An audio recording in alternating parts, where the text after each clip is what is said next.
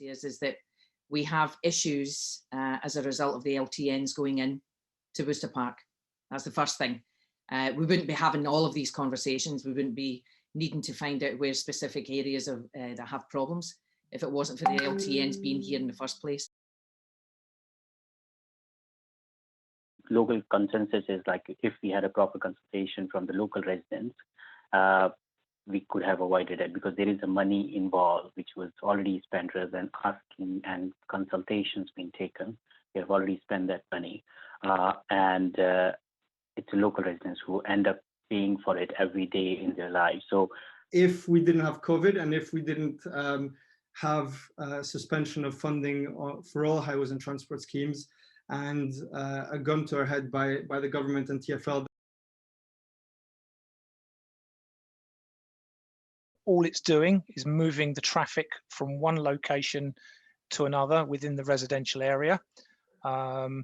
So what we're finding is that whilst we may see some level of change in one area, it's to the detriment of other areas in our locality, in our ward. So my view on that is, why on earth should we be looking to reduce pollution, traffic and increase safety in one part only to create a problem somewhere else?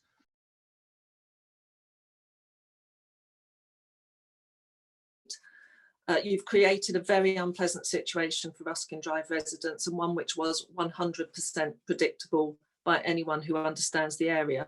As Steve said, we've seen an increase in cars, in vans, in traffic, pollution, noise, speeding. People feel it's more dangerous to cycle and walk, and people feel it's unsafe for their children. The junction with Cheam Common Road is now jammed with idling cars, and as residents are unable to get on and off their drives, and a number of us have now suffered verbal abuse from people whilst we try and do that. And I just want to say that Browning Avenue never suffered this kind of congestion. There's no evidence of traffic evaporation, as you said, and there won't be any traffic evaporation because you've created a through road, and that through road is becoming sort of cemented in place. You've repeated that there'll be cleaner, greener streets, but haven't acknowledged at any time that that is not for Ruskin Drive. We are not experiencing cleaner, greener streets. In fact, we're experiencing the opposite. So increased journey times. One resident said that it took her 45 minutes to get through Ruskin and down Central Road. That would have been 5–10 minutes previously. As a general figure, most people are saying it's adding about 20 minutes onto their journey time that live on our road. It's put the journey times on. It means they're doing more mileage. Actually, one gentleman, he said he's actually now quit his job because he cannot handle the amount of traffic it's putting down off Green Lane onto the main road. He said it's like a car park.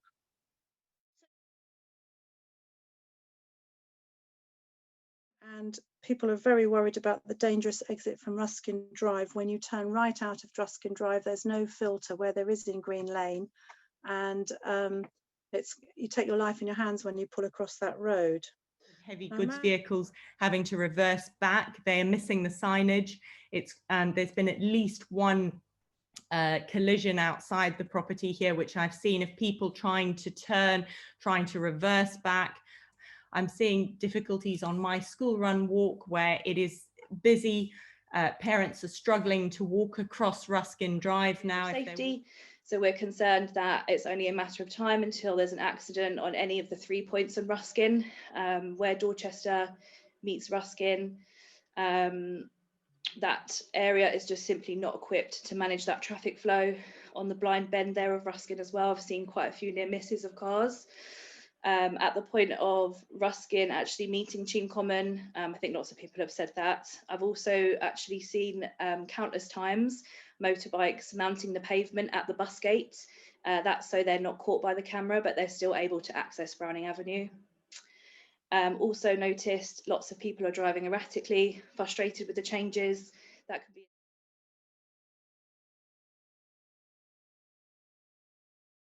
You would go that way. You live here, you know, you're a resident. It's not a rat run, as one of the other reps said. It's not a rat run. You live there. You're entitled to go through that road. But obviously, you're a resident and you're being penalised for that. I originally thought this would be a good thing, but I can quite clearly see it isn't, and I now oppose it. Really and truly, it's extra time on everybody's journeys, they're saying. Everybody feels upset and frustrated. Nobody thinks that it's a particularly safe move. We don't feel that Dorchester Road has been helped at all. Nothing has changed for us. The same volume of traffic is going through, allowing. How has that made it safe for children? It's an accident waiting to happen. But no, the consensus is the worst thing they could do. So yeah, to summarise, there's an overwhelming agreement on our road that we do not want the scheme. It's got a detrimental effect to our road and our livelihoods. We don't want to see any additional measures brought in unless it tackles specifically speeding. So speed cameras, we would have no objections with that. We would like to see the bus gate removed entirely. Thanks. Just to me seems a waste of money and time. They could have put speed cameras in. It would have been a lot better money spent.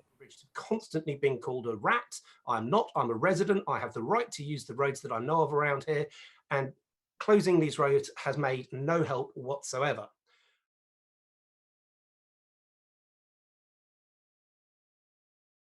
No, this is not a green initiative, as is stated in the headline of the proposal, because due to the congestion and the amount of pollution, that is not green in its result. The major concern I'd like to add is for the well-being of the children in Cheam Common School, because we're increasing the amount of traffic that is in the area of their school. They have very little greenery surrounding them to absorb these traffic fumes.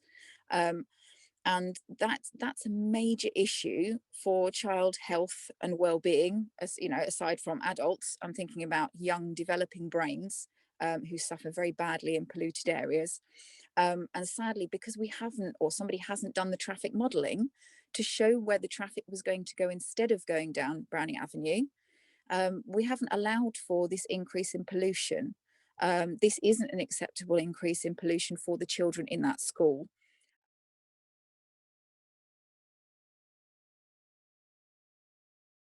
From the information that we gather on speeds and traffic volumes, we are able to calculate the impact on air quality. So we will do that from previous data sets and apply the same logic to the data sets that we're collecting, so that we're able to assess the impact, albeit via a calculation and not through tubes, of the scheme. Another lady, which I felt so sorry for, she is a cancer patient at St Helier. And she said the stress it's caused her, that she's already been late for 2 appointments. She's got cancer. She don't need that stress. You know, you're ruining people's lives by changing something that was not needed. I had feedback from one disabled resident within Ebersham Road who typically goes to the Hamptons to walk dogs in order to do what would otherwise be a very short journey for her. Yes, she can do that route. The suggestion that she could just potentially walk around the back route for someone who's disabled, that is a long walk to take. I had old people saying whereas they used to do their shopping up at Worcester Park, now the problem it's created, that, you know, it's causing them so much problems just to go up there, to get up there. The pollution is so bad when they're walking up and going up Central Road to do their shopping, that it's making them consider. One lady says she's actually considering moving, and she's lived here for 55 years. So was the Discrimination Disability Act considered when putting in the bus gateway? Chair. Yes, I believe it was, but I can confirm that following the meeting.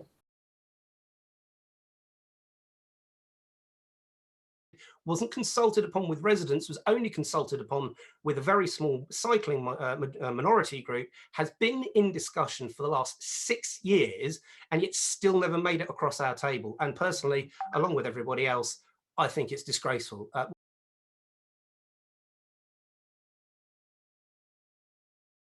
In the 2 letters you sent out to residents, one dated the 19th of August here, and one reference EXP 1092, the reasons for the LTN had nothing to do with a Quietway. The aims listed do not mention cycleway, Quietway, any other way other than to reduce speeding, to make it calmer, to make it quieter. And yet the bid you put into TfL has Quietway, cycleway written all over it. So it doesn't feel you've been open and honest in your letters to residents. No, let's not sort of beat about the bush. We know that this is the purpose for Busgate and the one way on Lincoln. It's to try and push in the Quietway without having to do the proper consultation. But my question is, the Quietway was first talked about many years ago, before the Hamptons was completed, before Pigs Alley was there. Why is it not being looked at? Why is the suggested route not being looked at to take into account the cycleway that has been built along the back of the Hampton? I don't know the whole history of it because I wasn't a councillor all those years ago, as you've mentioned.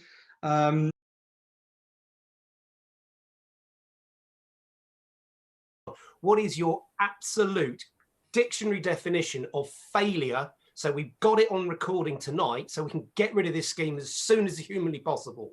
Thank you. I mean, I think I've made it very clear at many meetings what we're looking at. It's reducing traffic volumes on residential roads. It's improving safety, reducing speeding, improving air quality, reducing noise pollution.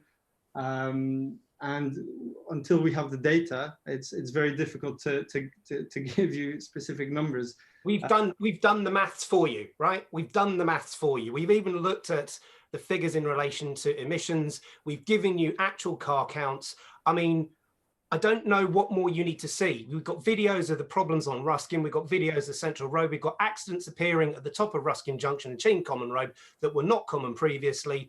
I don't know how much more you need from us or you think you're going to get from all of these questions and trials before you actually listen to us. I mean, this is the number one thing. You're still not listening to us.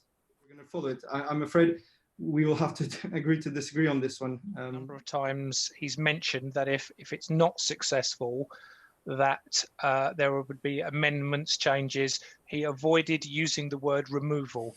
Now, I have spoken to Councillor Aberland face to face on this matter, and he has assured me that it will be removed if it doesn't meet success criteria. I also know that Councillor Aberland and Councillor Dombey have also communicated via email to residents to assure the same thing. So perhaps I could get an answer from either the council officer or Councillor Heffernan, or even possibly Tom Drummond. Can we confirm that if this is deemed not to be working, that it will be removed? A yes, no answer will suffice. It's a yes for me.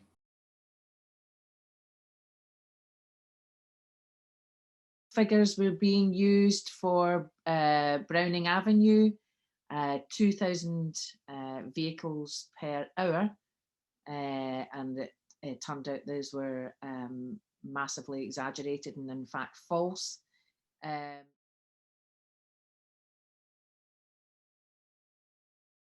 More data collection points than there were beforehand. So if you're now measuring, I think, like, for example, Morningside Road, what are you measuring it against when you haven't measured it beforehand? Times we need to improve the data and how we translate that and how we communicate that more widely. And someone touched on the incorrect data before, so we need to come away from that. And we have increased the number of traffic counts that we've done this time compared to last time to pick up the point, which I think has been made by a lot of people tonight about the disbursement of traffic. So we may not have counted traffic in these areas before, but we recognise that we need to do that this time because there may be disbursement issues.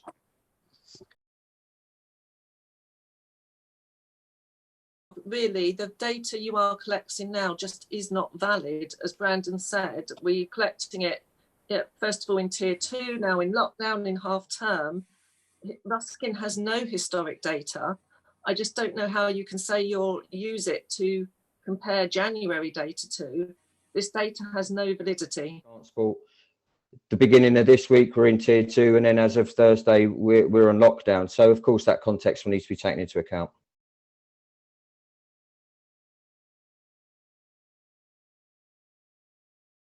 the new strips that have been put down in, I think, in the roads that weren't there before, are you using those to collect base data for phase 2?